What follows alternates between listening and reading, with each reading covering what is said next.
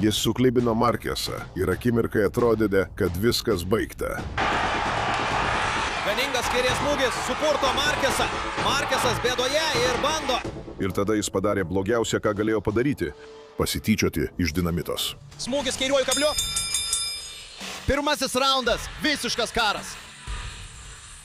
Nes yra kažkas, ką daugelis suprato per vėlai. Markeso nepribaigsi, jį tik pažadini.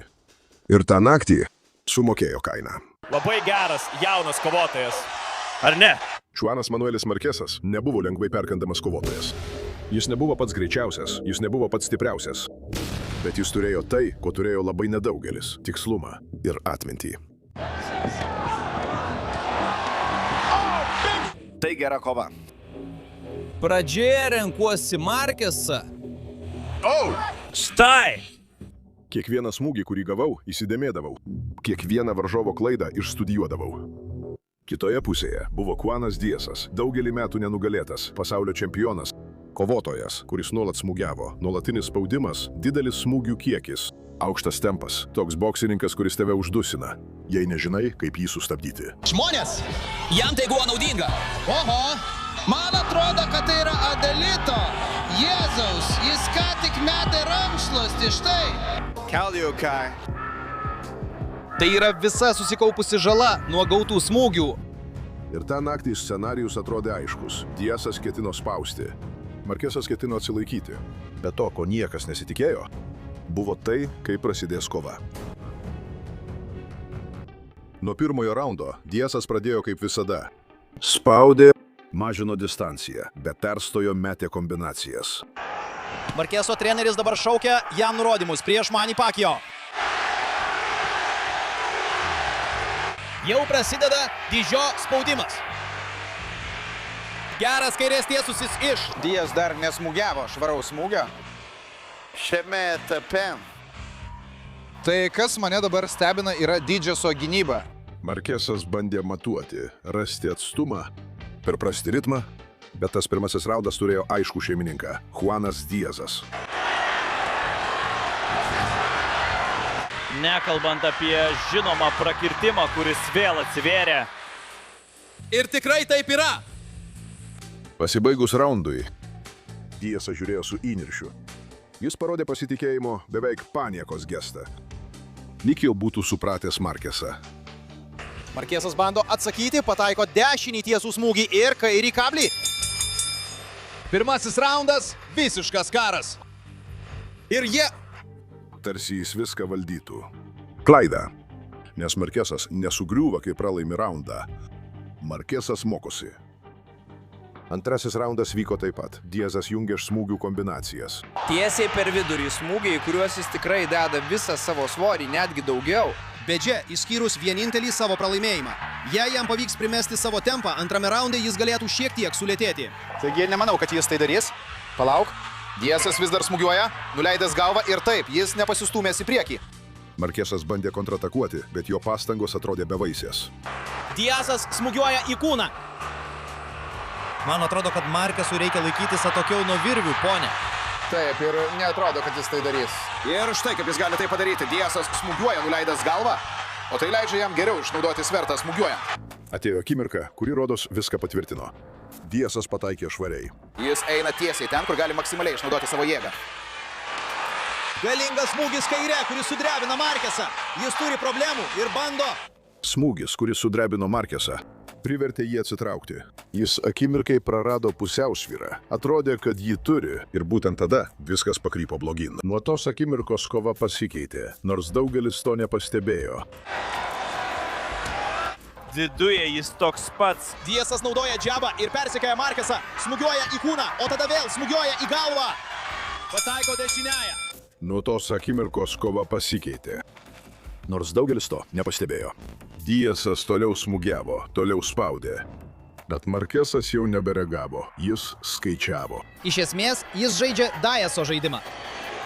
Markesas yra labai protingas kovotojas, nors daro klaidų, o Diasas yra neįtikėtinas. Jis yra be galo protingas. Greiti refleksai ir labai gera smūgio jėga. Bet kas nutiko tiems refleksams? Kiekvienas Dieso priartėjimas pradėjo sulaukti atsako. Tikslus džebai, švarūs kontratakos smūgiai, tobulas laiko pajautimas. Ir ypač atsižvelgiant į tas sunkias kovas, kurias jis yra turėjęs. Su tiek daug įspūdingų kovų prieš stiprius varžovus. To nepasieksi per vieną naktį. Ir jis atrodė tikrai gerai per pirmus 2 raundus. Yra daug spaudimo, bet nemanau, kad Markesas... Tai buvo ne smūgių kiekis, o efektyvumas. Geri tiesūs džebai iš Markeso, laikinai sustabdant. Diazas būtent tai privertė visą bokso pasaulį kalbėti prieš jo pralaimėjimą prieš Neitą. Jiems labai patinka tokio tipo varžybos. Iki šiol tai buvo akistata 1 prieš 1. Kol Diesas eikvojo energiją, Markesas pradėjo rasti spragas. Ir kai Markesas randa ritmą, kova nustoja būti kova. Ji tampa spastais. Kaip tau atrodo iki šiol? Nereikia skaičiuoti, mano vertinimu 3-0. Diesai, kaip pažymėjome, jis iš prigimties yra stambesnis kovotojas. Taigi tai paaiškina, kodėl jo kairysis kablis turi milžinišką jėgą, nes jis įdeda visą savo svorį į jį. Kodėl tokia kova apskritai turėtų būti vertinama taškais? Raundas po raundo situacija ėmė krypti priešingą linkme. Diezas toliau spaudė, bet jau nebepataikydavo taip pat. Pirmą kartą šiame mūšyje Haroldas Lettermanas, pažiūrėkite. Užterštumas apsaugo grandinę tame raunde. Markesas meta kombinaciją ir pataiko Diezui 2 aiškiais smūgiais. Tai primena Diegą Corralesą ir Jose Luisą Castiliją. Dabar jis įeidavo ir išeidavo gavęs smūgių.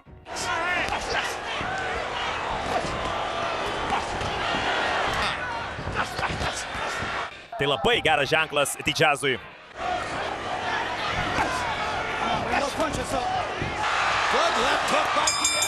Dešinė po dešinės, trumpie perkotai, kombinacijos, kurios neprašovė. Diazo veidas pradėjo keistis.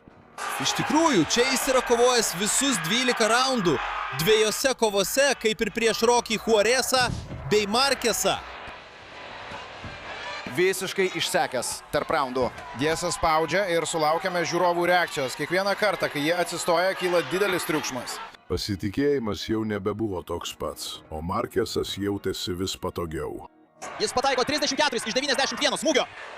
King Boxing grįžta prie savo šaknų ir sirgaliai tai reaguoja.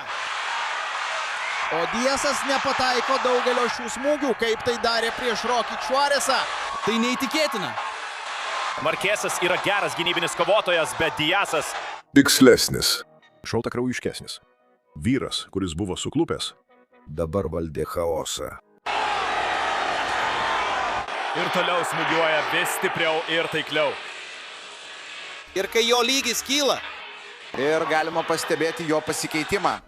8 raunde Markesas sukeitė antrojo raundo vaidmenis, suklibino savo varžovą ir privertė Diazą atlikti juokingą vištos šokį. Mes jums sakėme, kaip prisitaiko Markesas. Jis atsitraukė nuo virvių. Diazas gavo kairį į kablį ir atrodo apsvaigęs. Likė 25 sekundės. Ir tada atėjo tas momentas. Pasak CompuBox, jis pataikė 85 smūgius, įskaitant intensyvų puolimą raundo viduryje. Puikus smūgiuotas Ochuanas Diazas. Pasak CompuBox, pasiektas reikšmingas etapas, pažymėtas ir aš turiu tą pačią nuojautą. Neįtikėtina, kaip Markesas prisitaikė nuo 3 iki 4 raundo. 9 raunde Diazas vėl ėjo į priekį taip, kaip darė visą kovą. Tačiau šį kartą Markesas jau jo laukė. Ir tariamai jis yra stipresnis vyras, bet jis sužeistas. O, kulnai pakelti, gynyba nuleista, jis krenta žemyn. Diazas krito, atsistojo. Bet jo jau nebebuvo ten. Markesas nedvejojo. Puolė iš karto. Bet nemanau, kad jis taip pasielgs. Pažiūrėk į Markesą, jis atakuoja į kūną. Vėl grįžta smūgiais į galvą. Ruošia lemiamą smūgį. Ir koks dešinysis. Tai bus viskas.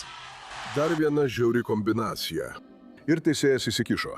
Viskas baigta. Jis pasityčiojo. Per daug pasitikėjo savimi. Manė, kad jau laimėjo, bet pažadino dinamitą. Nes Markeso negalima pribaigti. Jį reikia išstudijuoti arba sumokėti kainą. Ir tą naktį Ochuanas Diazas gavo didžiausią savo gyvenimo lūptį.